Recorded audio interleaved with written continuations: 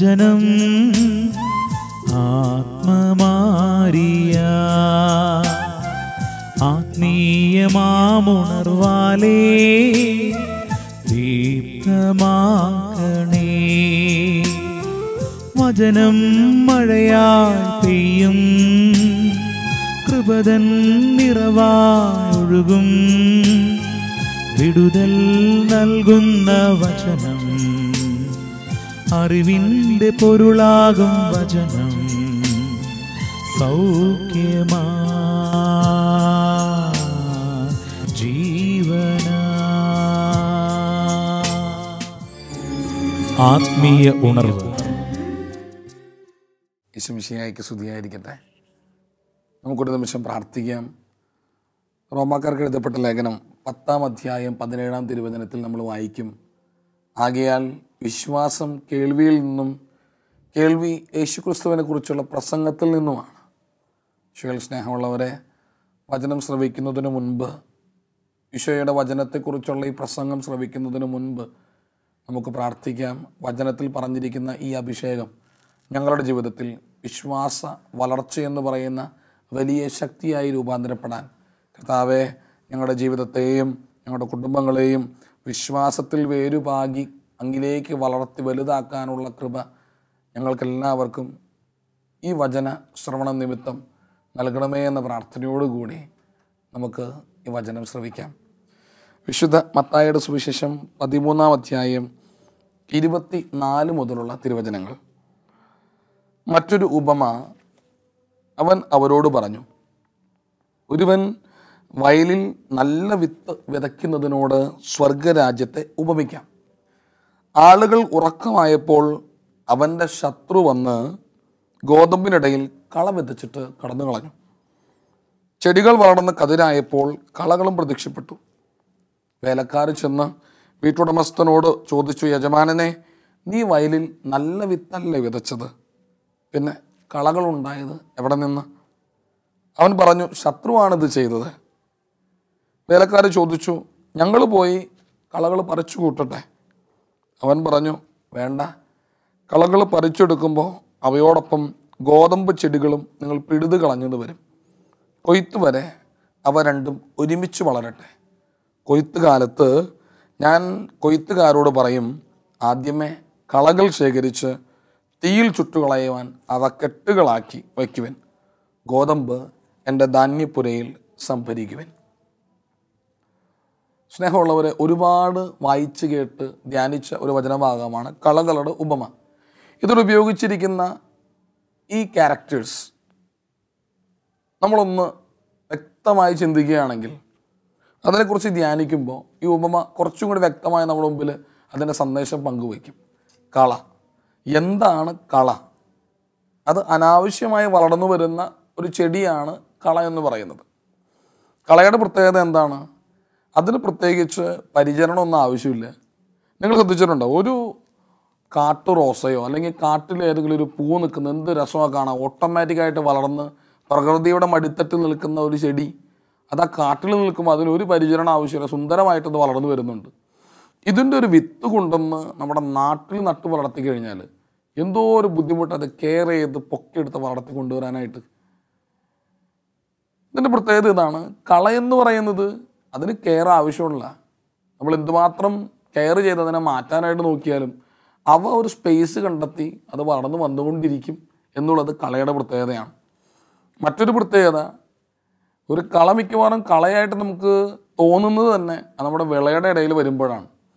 എനിക്ക് ആവശ്യമില്ലാത്ത സ്ഥലത്ത് ആവശ്യമില്ലാത്ത രീതിയിൽ അത് വല്ലോടത്തും വളർന്നു നിൽക്കുകയാണെങ്കിൽ എന്നെ സംബന്ധിച്ച് അതെനിക്കൊരു പ്രശ്നമേ അല്ല, അതൊരു കളയാകുന്നില്ല എന്നെ സംബന്ധിച്ച്. മറിച്ച് എനിക്ക് ആവശ്യമുള്ളൊരു സ്ഥലത്ത് എൻ്റെ ഉദ്ദേശത്തിനനുസരിച്ച് ഞാൻ നടുന്നൊരു സാധനം, ഞാൻ നടുന്നൊരു ചെടി, അതിനിടയിൽ എൻ്റെ ഉദ്ദേശത്തിന് വിരുദ്ധമായി വളർന്നു വരുന്നതിനെയാണ് നമ്മൾ കള എന്ന് പറയുന്നത്.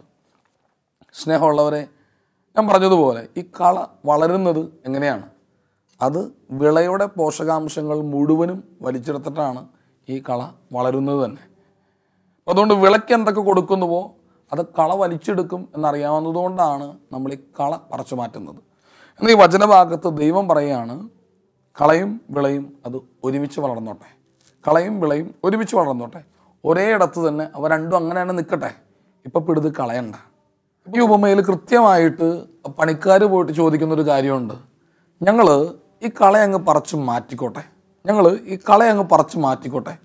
അപ്പോൾ യജമാനൻ പറയുന്നൊരു മറുപടി ഇങ്ങനെയാണ്, വേണ്ട, അതിൻ്റെ കൂടെ ചിലപ്പോൾ നിങ്ങൾ വിളകൾ പിഴുത് കളയാം. ഇതിൽ നിന്നും നമ്മൾ അനുമാനിക്കേണ്ട ഈ കളയുടെ ഒരു പ്രത്യേകതയുണ്ട്. അതെന്താണ്? ഇത് മൊറോലെസ് ഏകദേശം വിള പോലെ തന്നെ ഇരുന്ന വിളയുടെ അതേ രൂപസാദൃശ്യമുള്ള കളയായിരുന്നു ആ വയലിലുണ്ടായിരുന്നത്. അതായത് ഒറ്റയടിക്ക് നോക്കിയാൽ ഇത് വിളയുടെ ചെടിയാണോ കളയുടെ ചെടിയാണോ എന്ന് തിരിച്ചറിയാൻ പറ്റാത്ത രീതിയിൽ സാമ്യമുള്ള ഒരു കളയായിട്ട് വേണം നമ്മളതിനെ മനസ്സിലാക്കാൻ. ഇതിൽ നിന്നും നമ്മൾ പഠിക്കേണ്ട ചില പാഠങ്ങളുണ്ട്. ചില പാപങ്ങൾ അത് നമ്മൾ പ്രത്യേകം ചിന്തിച്ച് തീരുമാനമെടുത്തില്ലെങ്കിൽ അതൊരു പക്ഷേ വിളയായിട്ട് നമുക്ക് തോന്നും, പക്ഷേ ഇൻഫാക്റ്റ് അത് കളയായിരിക്കും. പ്രത്യേകിച്ച് ധ്യാനകേന്ദ്രങ്ങളിലൊക്കെ സേവനം ചെയ്യുന്ന സമയത്ത് ഒരുപാട് കുട്ടികൾ വന്ന് അവരുടെ അനുഭവങ്ങൾ പങ്കുവയ്ക്കുന്നുണ്ട്. അതിങ്ങനെയാണ്, അച്ചോ സ്നേഹിച്ചു തുടങ്ങിയതാണ്, എനിക്ക് ഒത്തിരി ഇഷ്ടമായിരുന്നു, എനിക്കൊരുപാട് സ്നേഹമായി. ഈ സ്നേഹത്തിൻ്റെ ഭാഗമായിട്ട് പല കുട്ടികളും സ്നേഹത്തെ തെറ്റിദ്ധരിച്ചിട്ട് സ്വന്തം ശരീരം പോലും തെറ്റായ രീതിയിൽ പങ്കുവെച്ച് കഴിഞ്ഞ് ശരീരത്തിൻ്റെ എല്ലാ സുഖങ്ങളും ആസ്വദിച്ച് കഴിഞ്ഞ് അവരെ ഒരു വേസ്റ്റ് ഗ്ലാസ്, ചായ കുടിച്ചു കഴിഞ്ഞൊരു ഗ്ലാസ് ചൂരട്ടി വലിച്ചെറിയുന്ന പോലെ വലിച്ചെറിയപ്പെട്ട് കഴിയുമ്പോൾ ഇവർ വന്ന് കരഞ്ഞ് നമ്മുടെ മുമ്പിൽ നിന്ന് പറയുന്ന, അച്ഛാ ഒരുപാട് സ്നേഹിച്ചിട്ട് അവൻ എൻ്റെ ശരീരം ഉപയോഗിച്ചിട്ട് എന്നെ വലിച്ചെറിഞ്ഞ് കളഞ്ഞ അച്ഛാ. പ്രിയമുള്ളവരെ, പലരും ആഗ്രഹിക്കുന്നത് സ്നേഹമാണ്, പക്ഷെ അവസാനിക്കുന്നത് ജഡത്തിലാണ്, അതായത് ശരീരത്തിലാണ്. ഇംഗ്ലീഷിൽ അതിന് കൃത്യമായിട്ട് നമുക്ക് പറയാൻ പറ്റും, അതായത് what you are seeking was love. നീ ആഗ്രഹിച്ചത് സ്നേഹമായിരുന്നു, പക്ഷേ നീ ഈ സ്നേഹത്തെ ജഡികമായ രീതിയിൽ കണ്ടു. അതായത് സ്നേഹമുണ്ടെങ്കിൽ ശരീരം കൊടുത്തേ തീരൂ, ശരീരം കൊടുക്കുന്നതിലാണ് സ്നേഹമിരിക്കുന്നത് എന്ന് തെറ്റിദ്ധരിപ്പിക്കപ്പെടുകയാണ്. അതായത് നമ്മൾ ഈ ചെയ്യുന്ന തെറ്റായ പ്രവൃത്തി പോലും സ്നേഹത്തിൻ്റെ മറവിൽ വ്യാഖ്യാനിക്കപ്പെടുകയാണ്. അതിനർത്ഥം എന്താണ്? ഇതും സ്നേഹത്തിൻ്റെ ഒരു ഭാഗമാണ് എന്ന് നമ്മളെ അങ്ങ് തെറ്റിദ്ധരിപ്പിക്കുക. അപ്പാരൻ്റ്ലി ഒരേപോലെ നോക്കുകയാണെങ്കിൽ രണ്ടും ഒന്ന് തന്നെ, കളയും വിളയും ഒരുമിച്ച് വളരട്ടെ. യഥാർത്ഥത്തിൽ ഒരു വ്യക്തിയെ സ്നേഹിക്കുന്ന വ്യക്തിയാണെങ്കിൽ അതവൻ്റെ ശരീരം നോക്കിയല്ല, അതവൻ്റെ മനസ്സ് നോക്കി ക്രിസ്തു സ്നേഹിച്ചതുപോലെ മറ്റൊരു വ്യക്തിയെ വ്യക്തിയായി കണ്ട് സ്നേഹിക്കുന്ന ഒരാളാണെങ്കിൽ ഒരു വിവാഹ ബന്ധം വരെ എൻ്റെ വികാരങ്ങളെ നിയന്ത്രിച്ച് ആ വ്യക്തിയെ സ്വന്തമാക്കാൻ വേണ്ടി ശ്രമിക്കുന്നൊരു വ്യക്തിയായിരിക്കും. അതിനു മുമ്പ് ശാരീരിക അഭിലാഷങ്ങൾക്ക് നിർബന്ധിക്കുകയാണെങ്കിൽ പ്രിയ മകനെ മകളെ ഓർത്തുകൊള്ളുക, ആ വ്യക്തിയുടെ സ്നേഹമെന്ന് പറയുന്നത് അത് ശരീരവുമായി മാറ്റിവെക്കപ്പെട്ടിരിക്കുന്നു, അല്ലെങ്കിൽ അത് ശരീരത്തേലാണ് കണ്ണ് ഉടക്കിയിരിക്കുന്നത് എന്നുള്ള കാര്യം മറക്കരുത്. പക്ഷെ നമ്മൾ ഒറ്റയടിക്ക് നോക്കിയാലോ, എല്ലാ സിനിമയും എല്ലാ സീരിയലും എന്ന് കാണുന്ന ഷോർട്ട് ഫിലിമുകൾ അടക്കം എന്താ നമുക്ക് പറഞ്ഞിരുന്നൊരു പാഠം? സ്നേഹമുണ്ടോ? സിനിമയിൽ നടനും നടിയും തമ്മിൽ കെട്ടിപ്പിടിക്കുന്നു, ഉമ്മ വയ്ക്കുന്നു, ഇതാണ് സ്നേഹം എന്ന് പറഞ്ഞു പഠിപ്പിക്കുക. ശ്രദ്ധിച്ചോ? പക്ഷെ ഇതിലാണോ സ്നേഹം ഇരിക്കുന്നത്? മറ്റു പല ഉദാഹരണങ്ങൾ ഞാൻ കാണിച്ചു തരാം. അതായത് പണ്ടൊരു ചേച്ചി ഇപ്പോൾ പൗരോഹിത്യ ബ്രഹ്മചര്യത്തെക്കുറിച്ചും സിസ്റ്റേഴ്സിൻ്റെ ബ്രഹ്മചര്യത്തെക്കുറിച്ചും സംസാരിക്കുമ്പോൾ പലപ്പോഴും പറയാറുള്ള ഉദാഹരണമാണ്, ഒരു ചേച്ചി കാണാൻ നല്ല മിടുക്കിയാണ്, നല്ല സുന്ദരിയായിട്ടുള്ളൊരു ചേച്ചിയാണ്. ഈ ചേച്ചി പ്രായം കുറേ ആയിട്ടും വിവാഹം കഴിച്ചിട്ടില്ല. അപ്പോൾ ചേച്ചിയോട് ചോദിക്കാൻ, നല്ല സുഹൃത്തായതുകൊണ്ട് ചേച്ചിയോട് ചോദിക്കേണ്ട വന്നു, അല്ല എന്തേ വിവാഹം കഴിക്കാത്തത്? അല്ല ചാ, അത് പ്രത്യേകിച്ചൊന്നുമില്ല. അല്ല ചേച്ചിയെ കാണാൻ നല്ല ഭംഗിയൊക്കെയാണ്, ഒരുപാട് പേര് തീർച്ചയായിട്ടും പ്രപ്പോസലൊക്കെ ആയിട്ട് വന്ന് കാണുമല്ലോ, എന്തുകൊണ്ടാണ് വിവാഹത്തിന് സംഭവിക്കാതിരുന്നത്? ഇപ്പം ചേച്ചി പറഞ്ഞൊരു കാര്യം ഇതാണ്, അച്ഛോ വീട്ടിൽ 5 മക്കളായിരുന്നു ഞങ്ങൾ, അതിന് ഏറ്റവും മൂത്തത് അച്ഛൻ. ഞാൻ ചെറുതായിരിക്കുമ്പോൾ തന്നെ കുടുംബത്തിൻ്റെ ഭാരം മുഴുവൻ എൻ്റെ തലയിൽ വെച്ചിട്ട് അപ്പനും അമ്മയെ വിട്ടിട്ട് പോയി.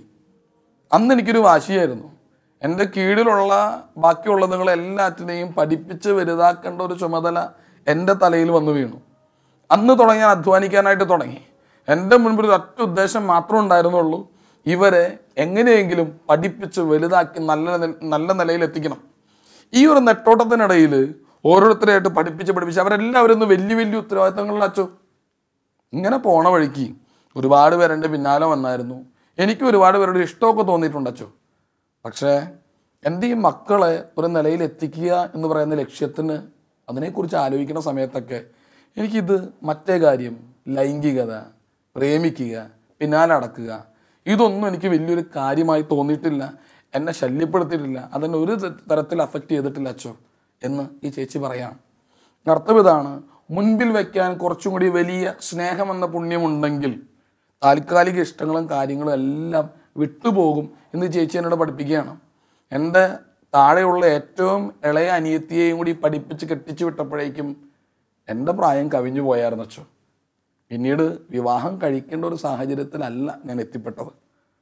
ചേച്ചി പറഞ്ഞത് ശ്രദ്ധിച്ചായിരുന്നു. നമ്മളെല്ലാവരും വിചാരിക്കണത്, അല്ലെങ്കിൽ ഇന്നത്തെ പ്രത്യേകിച്ച് യുവമനസ്സുകളുടെ ഇടയിലൊക്കെ തങ്ങിയിരിക്കുന്ന ഒരു വലിയ തിന്മ, അച്ഛൻ പല യുവാക്കളോട് സംസാരിച്ചതിൻ്റെ വെളിച്ചത്തിലാണ് ഈ വചനഭാഗം വ്യാഖ്യാനിക്കുന്നത് പോലും. സ്നേഹമൊക്കെ ഇരിക്കുന്ന അതിൽ മാത്രമാണ് എന്നുള്ള ചിന്ത. ഇങ്ങനെയൊക്കെ ചെയ്താലേ, മറ്റവൻ്റെ മുൻപിൽ ഏത് രീതിയിലും കോംപ്രമൈസ് ചെയ്താലേ, അത് തിന്മയായാലും നന്മയായാലും കോംപ്രമൈസ് ചെയ്താലേ സ്നേഹമാകൂ എന്നുള്ള തെറ്റിദ്ധാരണയാണ് ഇന്നത്തെ എല്ലാവരുടെയും മനസ്സിൽ പിശാച് കൊണ്ടുവരുന്നത്. കാരണം എല്ലാ മാധ്യമങ്ങളും എടുത്ത് നോക്കിയേ സ്നേഹം ഇങ്ങനെയാണ് കാണിച്ചു തരുന്നത്. പക്ഷേ ഈ ചേച്ചിയുടെ ഉദാഹരണം കണ്ടോ, സ്നേഹം ജീവിതത്തിൽ കടന്നു വരാനിടയുള്ള ചില വികാരങ്ങളെ സ്നേഹമെന്ന് പറയുന്ന പുണ്യം കൊണ്ട് അതിജീവിച്ച ഒരു ചേച്ചിയാണ് നിങ്ങളുടെ മുൻപിൽ ഞാൻ അവതരിപ്പിച്ചൊരു ചേച്ചി. പ്രിയമുള്ളവരെ, ഇവിടെ കർത്താവ് പറഞ്ഞിട്ടുണ്ടല്ലോ, തിന്മ അതെന്താണെങ്കിലും തിന്മയെ നന്മ കൊണ്ട് ജയിക്കണം, അതിനെ തിന്മ കൊണ്ടല്ല ജയിക്കേണ്ടത്. ഇവിടെ നിങ്ങൾ ശ്രദ്ധിച്ചല്ലോ, കളയും വിളയും ഒരുമിച്ച് വളരട്ടെ. ഇത് ഏകദേശം ഒരുപോലെ തോന്നുകയാണ്. ഇന്നത്തെ ഒരു യുവാവിനോട് അല്ലെങ്കിൽ യുവതിയോട് അല്ലെങ്കിൽ ഇന്നത്തെ ഒരു തലമുറയോട് ഇതിനെക്കുറിച്ചൊരു വേറിട്ട് മക്കൾ ഇങ്ങനെയല്ല, യു വെയിറ്റ്, ഒരു യഥാർത്ഥ സ്നേഹബന്ധമാണോ അത് എന്ന് തിരിച്ചറിയണമെങ്കിൽ നീ മറ്റാളോട് പറയണം നോ. വിവാഹം കഴിച്ച് നമ്മുടെ വീട്ടുകാർ ഒരുമിച്ച് തീരുമാനിച്ച് വിവാഹം കഴിച്ച് ഒന്നാകുന്നത് വരെ നമ്മൾ ഈ പറയുന്ന എടാ പോടാ ബന്ധമല്ലാതെ അതിനപ്പുറത്തേക്കില്ല. ഇപ്രകാരം വഴിവിട്ടൊരു ബന്ധത്തിന് തയ്യാറാകാതെ നിനക്ക് വേണ്ടി എത്ര വർഷവും കാത്തിരിക്കുന്ന ഒരാളാണെങ്കിൽ അത് സ്നേഹമാണ്, അല്ലെങ്കിൽ അത് കളയാണ്, വിളയെന്ന് തോന്നിപ്പിക്കുന്ന കള. പ്രിയമുള്ളവരെ, വിള നട്ടത് ദൈവമാണ്. അതായത് എൻ്റെ ജീവിതത്തിൽ തന്നിരിക്കുന്ന പ്രോപ്പർട്ടീസ് മുഴുവൻ ദൈവികമാണ്. ഉദാഹരണം, പാടാനുള്ള എൻ്റെ പാടാനുള്ള കഴിവ്.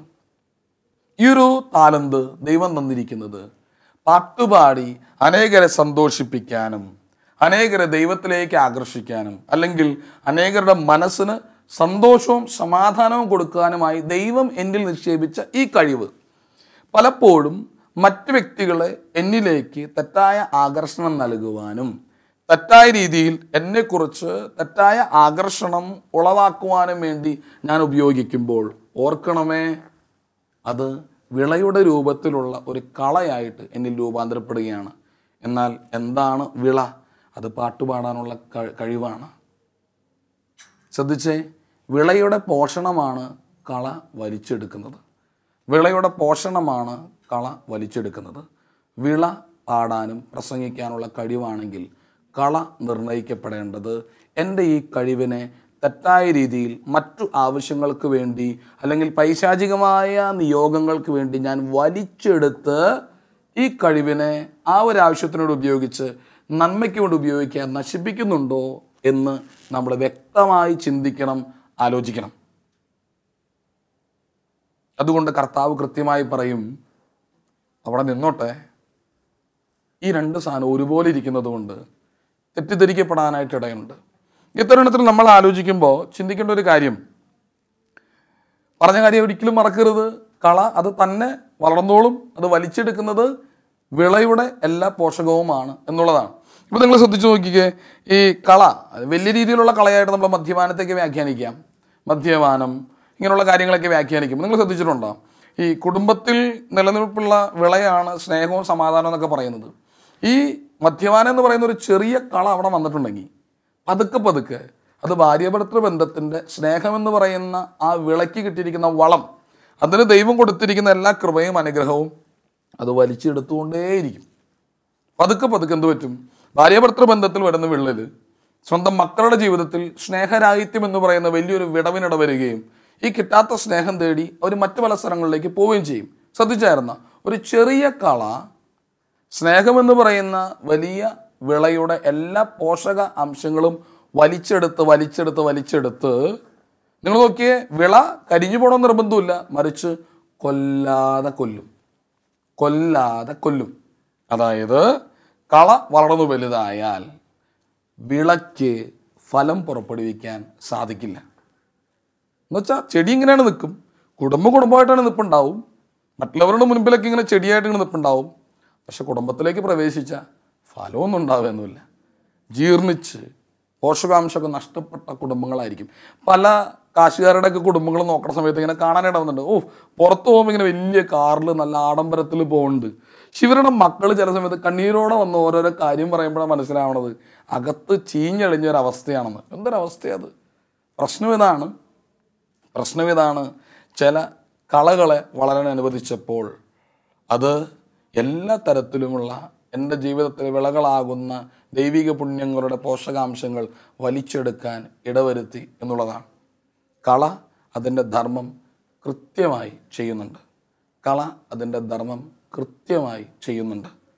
ഇവിടെ പ്രശ്നമെന്ന് പറയുന്നത് ഇത് രണ്ടും ഒരുപോലെ നിൽക്കുന്നത് കാരണം ഏറ്റവും അവസാനം കൊയ്ത്ത് കാലം എന്ന് പറയുന്ന ഒരു കാലത്തെക്കുറിച്ച് ഇവിടെ പറയുന്നുണ്ട്.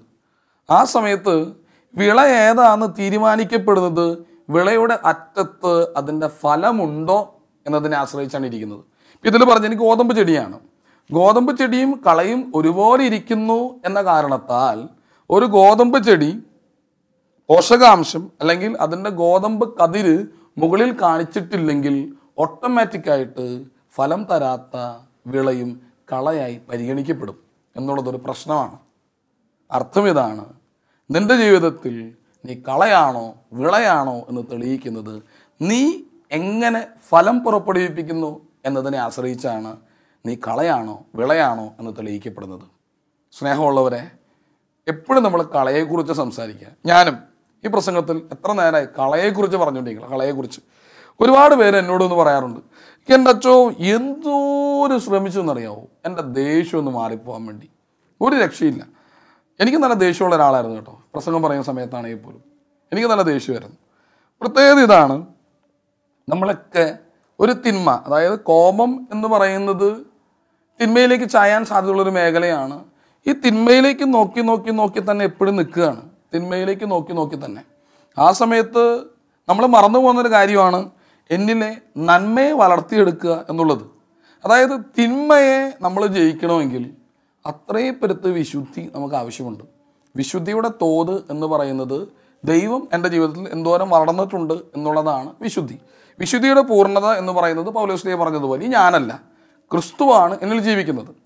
അതാണല്ലോ ഈ കാനായിലെ കല്യാണ വിരുന്നിലൊക്കെ പറയുന്നില്ലേ, കൃത്യമായി യോഹന്നാൻ പറയുന്നത് വക്കുവരെ നിറച്ചു എന്ന് പറയുന്നത്. വക്കുവരെ നിറച്ചു അർത്ഥം എന്താണ്? അതവിടെ അങ്ങനെ എഴുതേണ്ട കാര്യമില്ല, അവർ നിറച്ചു എന്ന് എഴുതിയാൽ പോരെ. പക്ഷെ അവിടെ പറഞ്ഞിരിക്കുന്നത് വക്കുവരെ നിറച്ചു. വക്കുവര അതായത് അപ് ടു ദ ബ്രിം, നിറഞ്ഞു തുളുമ്പുന്ന രീതിയിൽ അവരങ്ങ് നിറച്ചു. അത്രയും മാധുര്യം കിട്ടിയെന്നുള്ളതാണ്. എന്ന് പറഞ്ഞതുപോലെ എൻ്റെ ജീവിതത്തിൽ ദൈവം എന്തോരം നിറയുന്നു എന്നതിനെ ആശ്രയിച്ചാണ് വിശുദ്ധി. അതായത് വിശുദ്ധരുടെ ജീവിതത്തിൽ ദൈവമായിരുന്നു നിറഞ്ഞ് തുളുമ്പി നിന്നിരുന്ന ആ വസ്തുത. അതുകൊണ്ട് പ്രിയപ്പെട്ടവരെ, എപ്പോഴും ശ്രദ്ധിക്കേണ്ട കാര്യം, നമുക്ക് ഒരു തിന്മയെ അതിജീവിക്കണമെങ്കിൽ ഈ തിന്മയെ ശരിക്കും നേരിട്ട് മാറ്റണമെങ്കിൽ അത്രപ്പെടുത്ത് വിശുദ്ധി നമ്മിലുണ്ടാകണം. ഇവിടെ നമ്മൾ ശ്രദ്ധിക്കേണ്ടത് തിന്മയെ മാറ്റാനോ അതിനെ കെയർ ചെയ്യാനോ ശ്രമിക്കാതെ ഈ നന്മയെ വളർത്താനൊന്ന് നോക്കിക്കേ. ഉദാഹരണത്തിന് വിളയ്ക്ക് ഒരു കടമയുണ്ട്. വിളയുടെ കടമ എന്താണ്? ചുമ്മാ നിന്നാൽ പറ്റില്ല, വേര് കടത്തി ഇനി വെള്ളവും സാധനങ്ങളൊക്കെ കൊടുക്കുന്നുണ്ട്. ഈ വെള്ളവും വളവും ആണല്ലോ വലിച്ചെടുക്കുന്നത്. ഒരു ഉദാഹരണം, ദൈവം കൊടുക്കുന്ന പാട്ട് പാടാനായാലും പ്രസംഗിക്കാനായാലും നല്ല രീതിയിൽ അപ്പയർ ചെയ്യാനും ദൈവം കൊടുക്കുന്ന ഒരു സാഹചര്യമാണ് ഈ വളവും വെള്ളവും എന്ന് പറയുന്നത്. ഉദാഹരണം, പള്ളിയിലുള്ള എൻ്റെ ഇരിപ്പ് നിപ്പ് സംസാര രീതി. പള്ളി ഈ ഒരു സന്ദർഭമാണത്. വളവും വെള്ളവും നിനക്ക് ദൈവം അനുവദിച്ച സ്ഥലം. ഈ സ്ഥലത്ത് പോയിട്ട് പാചകം അടിക്കാനും വായ നോക്കാനും അങ്ങനെ ഇങ്ങോട്ട് നോക്കി നടക്കാനൊക്കെ ശ്രമിക്കുമ്പോൾ നീ ശ്രദ്ധിക്കുന്ന എന്താ കാര്യം? അവിടെ കളയ്ക്ക് ആവശ്യമുള്ളത് കള വലിച്ചെടുത്ത് പോയിക്കൊണ്ടിരിക്കുന്നു. പക്ഷേ നീയാകുന്ന വിളയ്ക്ക് കിട്ടേണ്ടത് നീ വലിച്ചെടുക്കുന്നില്ല. വിളയുടെ ഉത്തരവാദിത്തമാണ് വെള്ളവും പോഷകവും കിട്ടുന്നത് വലിച്ചെടുക്കുക. ആ സ്ഥലത്ത് ലഭ്യമാകുന്ന ധാതു ലവണങ്ങൾ വളങ്ങളെല്ലാം വലിച്ചെടുക്കുക എന്നുള്ള ഉത്തരവാദിത്തം പൂർണ്ണമായി വിളയുടേതാണ്. ഇത് വലിച്ചെടുത്ത് കളയ്ക്ക് കൊടുക്കാതെ മാക്സിമം വിളവ് ഉൽപ്പാദിപ്പിക്കുക കോൺസെൻട്രേറ്റ് ചെയ്ത് കഴിയുമ്പോൾ ഇങ്ങനെ ആഞ്ഞ് ശ്രമിക്കുന്നതിൻ്റെ ഫലമായി ഉണ്ടാകുന്ന സംഭവമാണ് ഫലം എന്ന് പറയുന്നത്. ഇവിടെ നമ്മുടെ പ്രോബ്ലം എന്ന് പറയുന്നത് കളയത് വലിച്ചെടുക്കുമ്പോൾ വി ലെറ്റ് ഗോ, അത് പൊക്കോട്ടെ എന്നുള്ളൊരു ചിന്തയാണ്. മറിച്ച് വ്യക്തിപരമായി എൻ്റെ ഉള്ളിലെ നന്മ അത് ഫോസ്റ്റർ ചെയ്തെടുക്കാൻ ആരും ശ്രമിക്കുന്നില്ല എന്നുള്ളതാണ് വളരെ പ്രധാനപ്പെട്ടത്. അത് ചിലപ്പോൾ വലിയ വലിയ കാര്യങ്ങളെക്കുറിച്ചൊന്നും ആലോചിക്കേണ്ട കാര്യമില്ല. വിള അത് ഫോസ്റ്റർ ചെയ്യാനായിട്ട് ശ്രമിക്കുക. എനിക്ക് കിട്ടിയ കഴിവ് നന്നായി സംസാരിക്കാനാണ്, നല്ല വാക്ക് പറയാനാണ്, ആളുകളെ കയ്യിലെടുക്കാനാണെങ്കിൽ അവരിലുള്ള ദൈവത്തെയും ദൈവാംശത്തെയും സന്തോഷിപ്പിക്കാൻ ഞാനത് വിനിയോഗിക്കുമ്പോൾ, അതായത് കളയിലേക്ക് എൻ്റെ ശ്രദ്ധ തിരിക്കാതെ വെറുതെ ഡയലോഗ് അടിച്ച് സമയം കളയുന്നതിന് പകരം ആർക്കെങ്കിലും സന്തോഷം കൊടുക്കുന്ന എന്തെങ്കിലും കാര്യം, അത് ചുമ്മാ പറ്റുകയല്ല, ഞാൻ പറഞ്ഞല്ലോ, അത് വേരുറച്ച് വലിച്ചെടുത്ത് ഫലമുണ്ടാക്കി പറ്റൂ. കള ഡബിൾ സ്പീഡാണ്. അവനോട് കടപിടിക്കണമെങ്കിൽ അതുപോലെ നമ്മൾ വർക്ക് ചെയ്യണം. അതായത് ഇറ്റ്സ് എ പ്ലാനിങ്. ദേഷ്യമുള്ളൊരു വ്യക്തിയാണെങ്കിൽ ദിവസവും രാവിലെ എണീക്കുമ്പോൾ തീരുമാനിക്കണം. ചിലർ കൃത്യമായി കുമ്പസാരക്കൂട്ടിലൊക്കെ പറയുന്ന കാര്യം, അമ്മായപ്പനെ കാണുന്നത് കലിപ്പച്ച, ഭർത്താവ് ഇന്ന കാര്യം പറഞ്ഞ ദേഷ്യം വെച്ചാ, മക്കൾ ഇന്നത് ചെയ്യണ കാണുമ്പോൾ കയ്യങ്ങോട്ട് തരിച്ചു കയറി വെച്ചാ. ഇതിൻ്റെ അർത്ഥം എന്താ? നിങ്ങൾക്ക് വ്യക്തമായിട്ടറിയാം ആരെ കാണുമ്പോഴാണ് ദേഷ്യം, അവരെന്ത് പറയുമ്പോഴാണ് ദേഷ്യം, അവരെന്ത് ചെയ്യുമ്പോഴാണ് ദേഷ്യം. ദിവസവും രാവിലെ എണീക്കുമ്പോൾ തമ്പുരാനോട് പറയുക, കർത്താവെ നിനക്കറിയാമല്ല, എനിക്ക് ഇന്ന ആളെ കാണുമ്പോൾ ദേഷ്യമാണ്, ഇന്ന കാര്യം കേൾക്കുന്നത് കലിപ്പാണ്, അതുകൊണ്ട് ഇന്ന് ഞാനത് കേൾക്കും, എനിക്കറിയാം, പക്ഷെ എനിക്കത് വേണ്ട, ദേഷ്യപ്പെടണ്ട, അതുകൊണ്ട് ഇന്ന് ഞാനവിടെ മാക്സിമം ശ്രമിക്കും. എന്നിട്ട് കിടക്കാൻ പോകുന്നതിന് മുമ്പൊന്ന് ആലോചിക്കുക, ശ്രമിച്ചായിരുന്നോ? എല്ലാവരും ഒന്ന് കുമ്പസാരക്കുട്ടി പറയും, ദേഷ്യമാണ് അച്ഛാ, ഞാൻ ശ്രമിച്ചു. എന്ത് ശ്രമിച്ചു എന്നാണ് പറയണേ? ദേഷ്യപ്പെടാതിരിക്കാൻ. ദേഷ്യപ്പെട്ടതിന് ശേഷം അയ്യോ പോയേട്ടാ, അയ്യോ പോയി, ഇതാണോ ശ്രമിച്ചത്? ദേഷ്യപ്പെടുന്നതിന് മുമ്പല്ലേ മുൻകൂട്ടി തീരുമാനിക്കേണ്ടത്? അതിനൊരു വർക്കൗട്ട് ആവശ്യമാണ്, പ്രയത്നം ആവശ്യമാണ്. നിൻ്റെ ഉള്ളിൽ നന്മയെ കോൺസെൻട്രേറ്റ് ചെയ്യുക.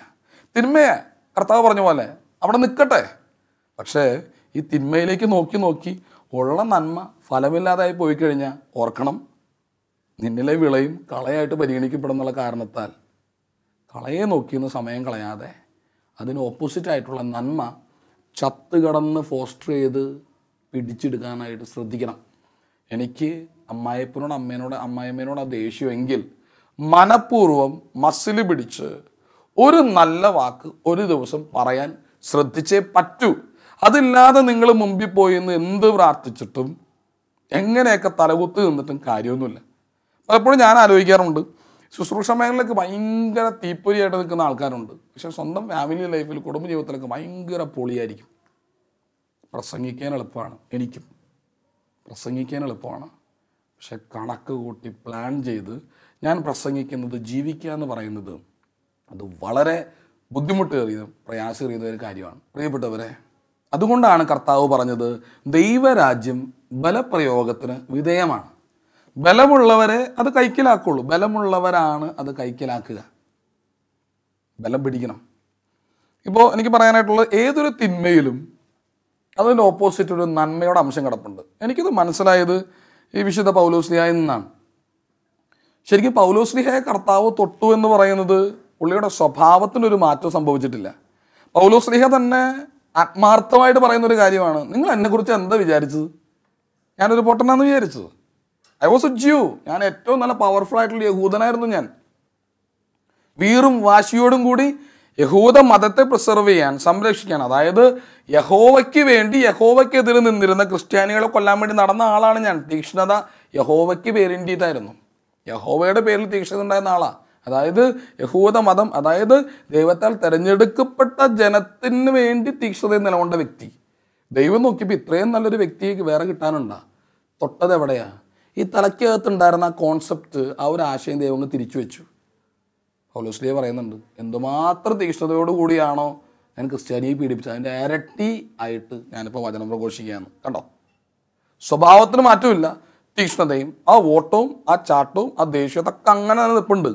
പക്ഷേ ഒരു ഉൾക്കാഴ്ച അങ്ങ് മാറിക്കഴിഞ്ഞപ്പോൾ നന്മയ്ക്ക് വേണ്ടി ഈ സ്വഭാവം ഉപയോഗിക്കാൻ പുള്ളിക്ക് സാധിച്ചു എന്നുള്ളതാണ് ഏറ്റവും പ്രധാനപ്പെട്ടത്.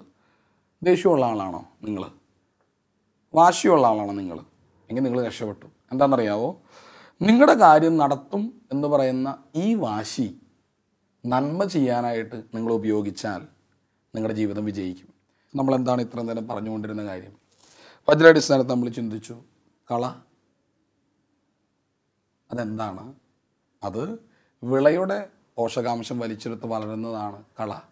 ഒരു ചുമ്മാ വെല്ലോടത്ത് നിൽക്കുന്നൊരു സാധനം കളയായിട്ട് പോകുന്നില്ല. മറിച്ച് ഞാൻ ചിലത് വളർത്തണമെന്ന് ആഗ്രഹിക്കുന്ന, അല്ലെങ്കിൽ എന്നെ വിതച്ച ദൈവം എന്നിൽ വളരരുത് എന്നാഗ്രഹിക്കുന്ന സാധനങ്ങളുടെ പേരാണ് കള. ഈ കള ബൈബിളിൽ പറയുന്നതനുസരിച്ച് രണ്ടും ഒരുപോലെ ഇരിക്കുന്നത് കാരണം പിഴുത് കളയണ്ട എന്ന് യജമാനായ ദൈവം പറയാണ്. അതിൽ നിന്നാണ് നമ്മൾ അനുമാനിച്ചത്. അതായത് ഇത് പിഴുത് കളയുമ്പോൾ വിളയും പിഴുത് കളഞ്ഞെന്ന് വരാം. അർത്ഥം ഇതാണ് നമ്മൾ അനുമാനിക്കേണ്ടത്. രണ്ടും നോട്ടത്തിൽ ഒരുപോലെയായിരുന്നു. പല കളകളും ഞാൻ പറഞ്ഞല്ലോ, സ്നേഹം, പ്രേമം അല്ലെങ്കിൽ ശരീരം കൊടുക്കൽ, ഇങ്ങനെയൊക്കെ ചിന്തിക്കുകയാണ്. ഇതും സ്നേഹത്തിൻ്റെ ഒരു ഭാഗമാണ്. അങ്ങനെ ആലോചിക്കുകയാണ്. ഇതിനൊക്കെ ഒരു ഭാഗമാണ്. ബിസിനസ്, 2 കൈക്കൂലി കൊടുക്കുന്നതും കുറച്ചൊക്കെ തട്ടിപ്പ് കാണിക്കുന്നത് ബിസിനസ്സിൻ്റെ ഒരു ഭാഗമല്ലേ അച്ചോ? അല്ല, എല്ലാം ഒരുപോലെ തോന്നിക്കുന്നതാണ് നമുക്ക്. അതുകൊണ്ട് ദൈവം പറയാ, ഞാൻ നിന്നിലത് വെച്ചിരിക്കുന്ന, ലെറ്റ് ഇറ്റ് ഗ്രോ, അവിടെ ഇരുന്നോട്ടെ, നിനക്കെൻ്റെ കൃപ മതി, അതവിടെ ഇരിക്കട്ടെ. പക്ഷെ വേറൊരു കാര്യമുണ്ട്, ഇത് രണ്ടും ഒരുമിച്ച് നിൽക്കുന്നതുകൊണ്ട് അന്ത്യനാളിൽ എല്ലാവരും കളം മാറ്റാൻ നടന്ന് വിളയുടെ ധർമ്മം മറന്നുപോയി പോഷകാംശങ്ങൾ വലിച്ചെടുത്ത് ഫലം ഉൽപ്പാദിപ്പിക്കാൻ വിട്ടുപോയി കഴിഞ്ഞാൽ ഫലം തരാത്ത വിളയും കളയായി പരിഗണിക്കപ്പെടും എന്ന് മറക്കരുത്. കാരണം രണ്ടിലും ഏകദേശം ഒരേ രൂപമാണ്. നമ്മൾ പ്രാർത്ഥിക്കുന്നു, ദൈവമേ നീ കടന്നു വരണമേ, ഈ വചനം ശ്രവിച്ച എല്ലാ മക്കളെയും സ്പർശിക്കണമേ എന്ന് പ്രാർത്ഥിക്കുന്നു. ദൈവമേ, ഞങ്ങളുടെ ജീവിതത്തിൽ മാറ്റം വരുത്താനും മാറുവാനുമുള്ള എല്ലാ സാഹചര്യങ്ങളും നീ തന്നെ ഒരുക്കിയിട്ടുണ്ടല്ലോ. അതിനുവേണ്ട വെള്ളവും വളവുമായി ഞങ്ങളുടെ അപ്പനമ്മമാർ, പള്ളികൾ, ഭക്തസംഘടനകൾ, മേഖലകളെല്ലാം തന്നിട്ടുണ്ട്. പക്ഷേ അത് കളയ്ക്ക് പോഷണമായിട്ട് ഞങ്ങൾ ഉപയോഗിക്കാറുണ്ടോ ദൈവമേ? പല കളയെയും വിളയാണെന്ന് പറഞ്ഞ് ഞാൻ കൊണ്ട് നടക്കുന്നുണ്ടോ ദൈവമേ? അനുഗ്രഹിക്കണമേ. വലിയൊരു മാറ്റം വരുത്താൻ എനിക്ക് കളയെ കോൺസെൻട്രേറ്റ് ചെയ്തിട്ട് മാറ്റാൻ കഴിയുന്നില്ലെങ്കിൽ ആ പരിപാടി നിർത്തി എന്നിലുള്ള നന്മയെ പരിത്യാഗ പ്രവൃത്തിയിലൂടെ, പ്രാർത്ഥനയിലൂടെ, നന്മയ്ക്കൊണ്ട് ഉപയോഗിക്കുന്നതിലൂടെ നന്മയെ വളർത്തി ഓട്ടോമാറ്റിക്കായിട്ട് തിന്മയെ കൊല്ലാൻ അതിനുള്ള കൃപ നീ എനിക്ക് തരണമേ. എന്നെ ശ്രമിക്കുന്ന എല്ലാ മക്കളിൽ നിന്നും എനിക്ക് ലഭിച്ച പൗരോഹിത്യ അധികാരത്തിൽ ലൂക്ക 9:1 ശക്തിയിൽ ഈശോയെ ഇപ്രകാരമുള്ള ആത്മീയ അഭിവൃദ്ധിക്ക് തടസ്സമായി നിൽക്കുന്ന എല്ലാ അന്ധകാര ശക്തികളെയും പിതാവിൻ്റെയും പുത്രൻ്റെയും പരിശുദ്ധാത്മാവിൻ്റെയും നാമത്തിൽ പൗരോഹിത്യ അധികാരത്തിൽ യേശു നാമത്തിൽ നിർവീര്യമാക്കി പ്രാർത്ഥിക്കുന്നു. വിട്ടുപോകട്ടെ. എല്ലാ മക്കളെയും ഈശോ അനുഗ്രഹിക്കട്ടെ. പരിശുദ്ധാമ്മയും സകല വിശുദ്ധരും മാലാഖമാരും നിങ്ങളോട് കൂടെയായിരിക്കട്ടെ. ഈശോ മിശിഹായ്ക്ക് സ്തുതിയായിരിക്കട്ടെ.